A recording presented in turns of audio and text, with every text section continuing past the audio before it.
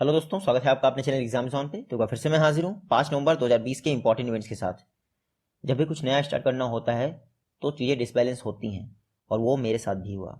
NABARD series launch करने के साथ साथ हमारी करंट अफेयर्स की सीरीज़ बहुत मिसमैनेज हो गई, लेकिन दिवाली आ रही है और मेरे पास इनफ टाइम होगा ताकि मैं करंट अफेयर्स की सीरीज़ को वापस ट्रैक पे कर सकूँ।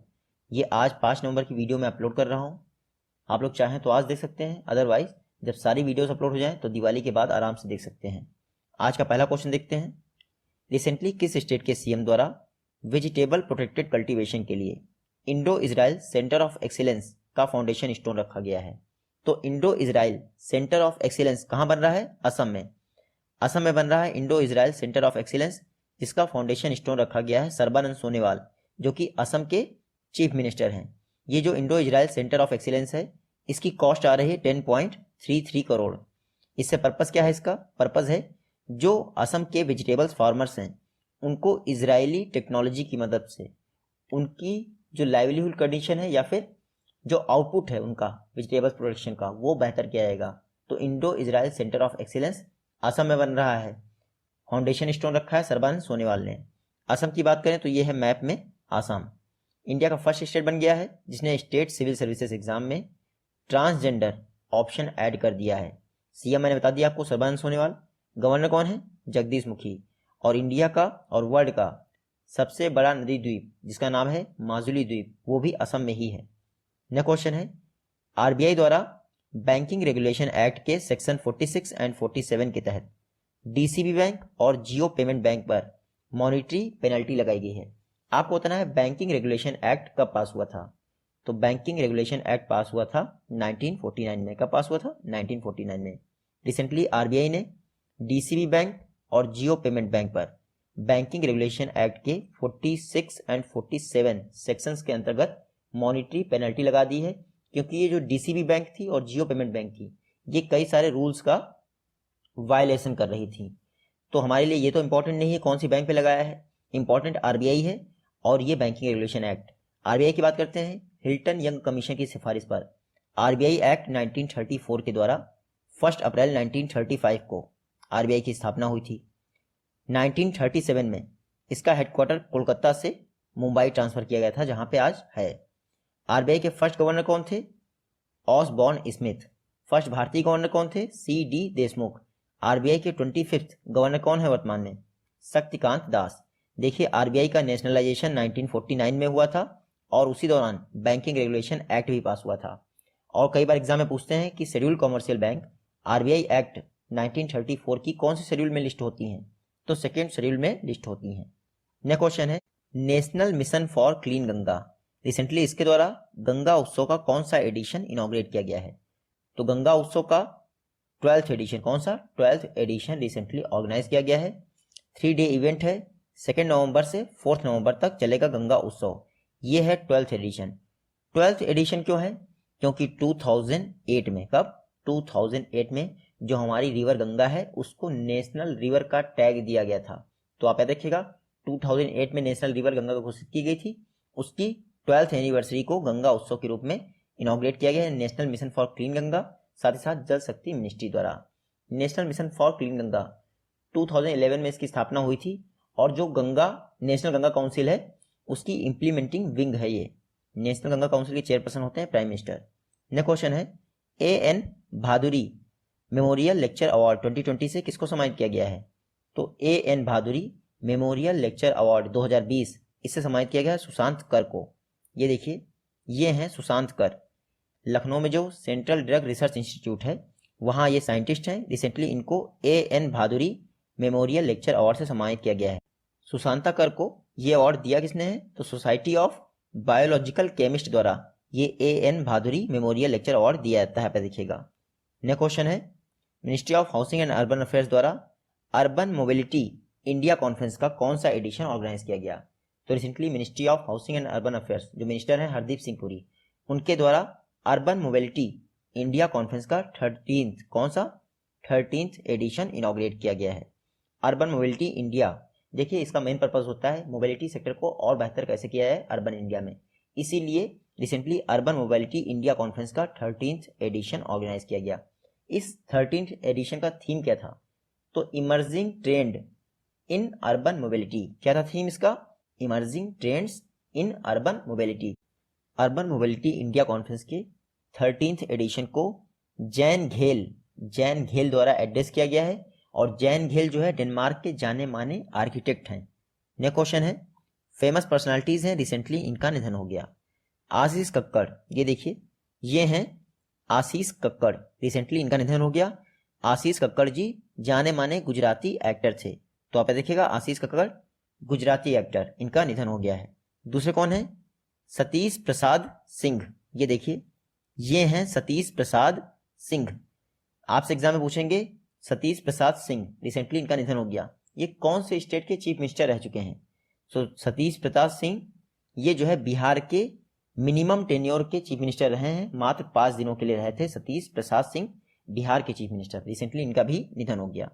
नेक्स्ट क्वेश्चन है, प्रियंका राधाकृष्णन, ये इंडियन ओरिजिन की मिनिस्टर हैं। आपको बताना है किस कंट्री में रिसेंटली ये मिनिस्टर बनी है? तो प्रियंका राधाकृष्णन न्यूजीलैंड की फर्स्ट इंडियन ओरिजिन मिनिस्टर बन गई हैं। कहाँ की? न्यूजीलैंड की। ये देखिए ये हैं प्रियंका राधाकृष्णन। ये देखिए कई सारी मिनिस्ट्रीज का इनको चार्ज मिला है। रिसेंटली न्यूजीलैंड में इलेक्शन हुए थे जिसमें जेसिंडा ऑर्डन वापस से प्राइम मिनिस्टर बन गई हैं न्यूजीलैंड की। उन्हीं की कैबिनेट में ये प्रियंका राधाकृष्णन नई मंत्री होंगी यानी मिनिस्टर होंगी। ये न्यूजीलैंड देख सकते हैं आप, कैपिटल क्या है? वेलिंगटन। और जो नए इलेक्शन हुए थे उसमें वापस से प्राइम मिनिस्टर कौन बनी है? Jacinda Ardern. इनके अलावा इंपॉर्टेंट क्या है, जो न्यूजीलैंड की प्राइम मिनिस्टर है जेसिंडा ऑर्डन, वो तो इंपॉर्टेंट है ही है, लेकिन डिप्टी प्राइम मिनिस्टर कौन है? Grant Robertson. ये न्यूजीलैंड के first transgender deputy prime minister हैं, इसलिए इंपॉर्टेंट है। ग्रांट रॉबर्टसन ये न्यूजीलैंड के first transgender deputy prime minister बने हैं। नेक्स्ट क्वेश्चन है, शेन वॉटसन, रिसेंटली इन्होंने क्रिकेट के सभी फॉर्मेट से रिटायरमेंट अनाउंस कर दिया है। आपको बताना है शेन वॉटसन किस कंट्री से बिलोंग करते हैं?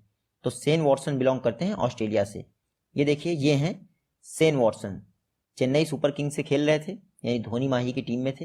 रिसेंटली इन्होंने अनाउंस कर दिया है कि अब वो क्रिकेट के किसी भी फॉर्मेट में पार्टिसिपेट नहीं करेंगे। तो ये हैं शेन वॉटसन, बिलोंग करते हैं ऑस्ट्रेलिया से। ऑस्ट्रेलिया देख लेते हैं, ये है मैप में ऑस्ट्रेलिया। कैपिटल सदर्न पॉइंट पे है इसकी कैनबरा। करेंसी क्या है? Australian dollar. और ऑस्ट्रेलिया के प्राइम मिनिस्टर कौन है? Scott Morrison. ऑस्ट्रेलिया की वर्ल्ड कैपिटल ऑफ गेम्स भी कहा जाता है, याद रखिएगा। नेक्स्ट क्वेश्चन है,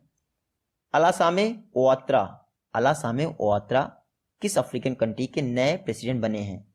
तो अलासामे ओआत्रा रिसेंटली आइवरी कोस्ट के नए प्रेसिडेंट बने हैं। नए क्या?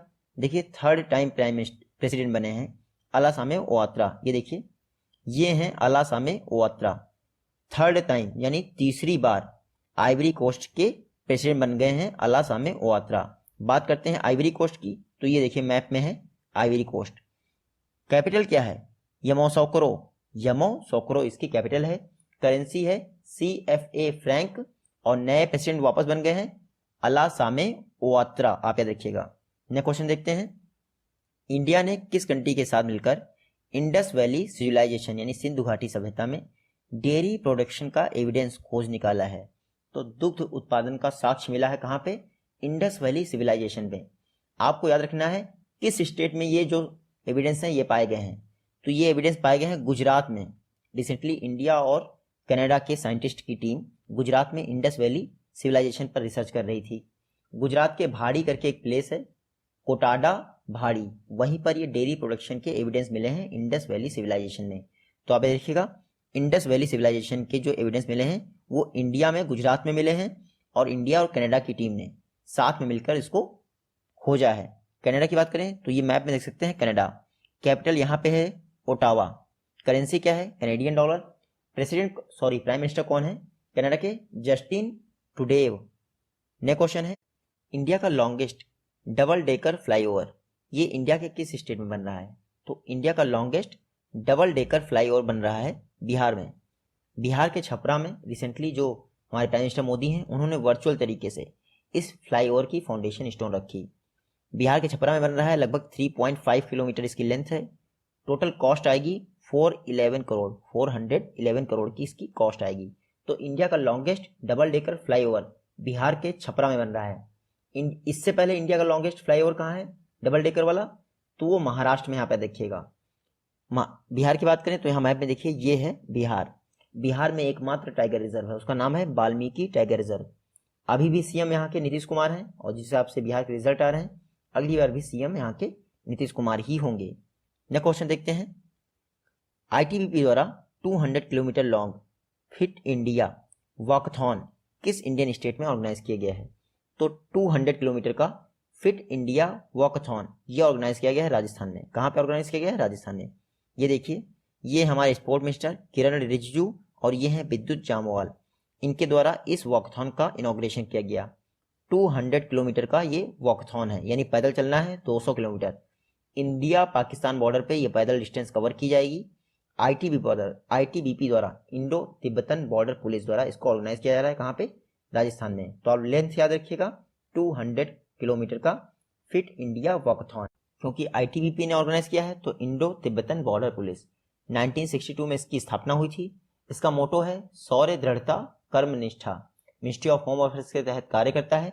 वर्तमान में डायरेक्टर जनरल कौन है? एस देसवाल। नेक्स्ट क्वेश्चन देखते हैं। घोघा हजीरा ये एक रोरो फेरी सर्विस किसके द्वारा इनॉग्रेट की गई है? तो घोघा हजीरा की रोरो फेरी सर्विस को पीएम मोदी ने इनॉग्रेट कर दिया। किसने? पीएम मोदी ने। ये घोघा हजीरा जो रोरो फेरी सर्विस है किस स्टेट में इनॉग्रेट की गई है? तो गुजरात में। आप यहाँ देखिए, ये गुजरात का जो ये सूरत का रीजन है उसको सौराष्ट्र के रीजन से जोड़ता है। पहले ये डिस्टेंस ऐसे कवर की जाती थी, पहले इस डिस्टेंस को ऐसे कवर किया जाता था, तो काफ़ी टाइम लगता था इस डिस्टेंस को कवर करने में। लगभग 370 किलोमीटर की डिस्टेंस होती थी। लेकिन अब रोरो फेरी सर्विस स्टार्ट हो गई है तो घोघा से हजीरा डिस्टेंस मात्र 60 किलोमीटर की रह गई है। पहले इसको कवर करने में लगभग 12 आवर्स लगते थे, अब 3 आवर्स में ही ये कवर हो जाएगी। तो रिसेंटली घोघा हजीरा रोरो फेरी सर्विस इसका इनॉग्रेशन किया गया है पीएम मोदी द्वारा गुजरात में।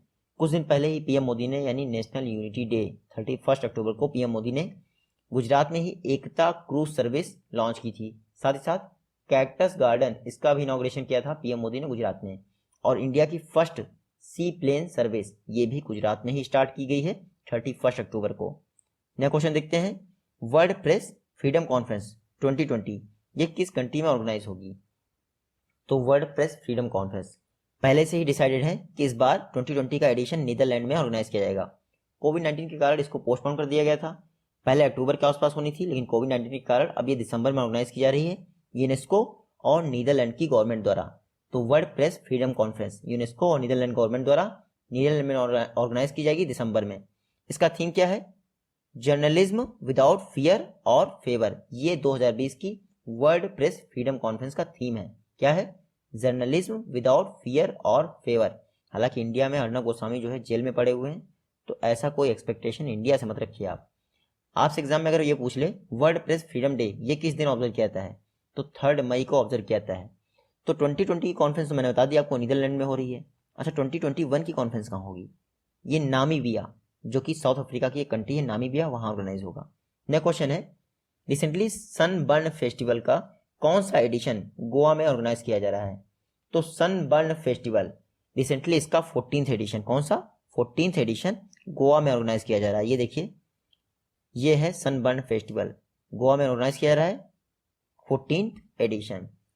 देखिए, इसका जो स्लोगन है वो है time to live again and live love dance again. ये है सनबर्न फेस्टिवल का स्लोगन।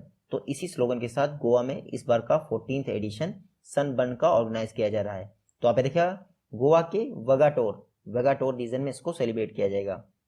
गोवा की बात करें तो इंडिया का फर्स्ट सैंड ड्यून पार्क ये गोवा में ही इनॉग्रेट किया गया है। इंडिया का first sand dune park Goa में ही इनॉग्रेट किया गया है। गोवा के सीएम कौन है? प्रमोद सावंत। गवर्नर कौन है? इस समय जो महाराष्ट्र के गवर्नर है वही गोवा के भी हैं, भगत सिंह कोश्यारी। नेक्स्ट क्वेश्चन है। नेयार वाइल्ड लाइफ सेंचुरी ये इंडिया के किस स्टेट में लोकेटेड है? तो नेयार वाइल्ड लाइफ सेंचुरी ये लोकेटेड है केरल में। कहाँ पे? केरल में लोकेटेड है। अब ये चर्चा में क्यों है? रिसेंटली एक टाइग्रेस थी, यानी एक बाघिन थी, उसको जो है फॉरेस्ट के ऑफिसर ले जा रहे थे नेयार वाइल्ड लाइफ सेंचुरी में। वो छूट के भाग गई, चोरी छुपे करके वो भाग गई।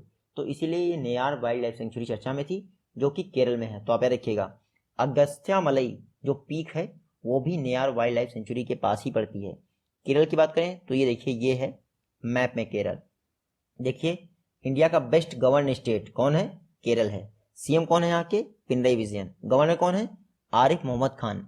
हालांकि इन दोनों से ज़्यादा फेमस इस समय केरल की हेल्थ मिनिस्टर है, उनका नाम है के शैलजा। नेक्स्ट क्वेश्चन है फोर्टिफाइड राइस डिस्ट्रीब्यूशन स्कीम, ये इंडिया के किस स्टेट में लॉन्च की गई है? तो फोर्टिफाइड राइस डिस्ट्रीब्यूशन स्कीम ये लॉन्च की है छत्तीसगढ़। छत्तीसगढ़ के जो चीफ मिनिस्टर हैं भूपेश बघेल, उनके द्वारा fortified rice distribution scheme launch की गई है। पब्लिक डिस्ट्रीब्यूशन सिस्टम के तहत अब लोगों को फोर्टिफिकेशन द्वारा यूज किया गया राइस प्रोवाइड किया जाएगा। फोर्टिफिकेशन इसमें मतलब क्या है? देखिए राइस इसमें मोस्टली कार्बोहाइड्रेट होता है, लेकिन फोर्टिफिकेशन के द्वारा इसमें कई सारे न्यूट्रिशन का एडिशन किया जाता है, जिसकी वजह से जिंक, आयरन ऐसे करके कई सारे न्यूट्रिएंट ऐड हो जाते हैं और उससे माल न्यूट्रिशन को कर्व करने में हेल्प मिलती है। तो recently fortified rice distribution scheme Chhattisgarh में लॉन्च की गई है। लेकिन आप याद रखिएगा विटामिन डी ऐड नहीं किया जाता है फोर्टिफिकेशन में। बात करते हैं छत्तीसगढ़ की, तो ये है मैप में छत्तीसगढ़। इंडिया में पहली बार ई लोक अदालतें कहाँ पे स्टार्ट हुई हैं? छत्तीसगढ़ में। सीएम है भूपेश बघेल, गवर्नर कौन है? अनुसुईया यूके। छत्तीसगढ़ में एक चित्रकूट वाटरफॉल है जो कि इंद्रावती रिवर पर स्थित है, आप याद रखिएगा।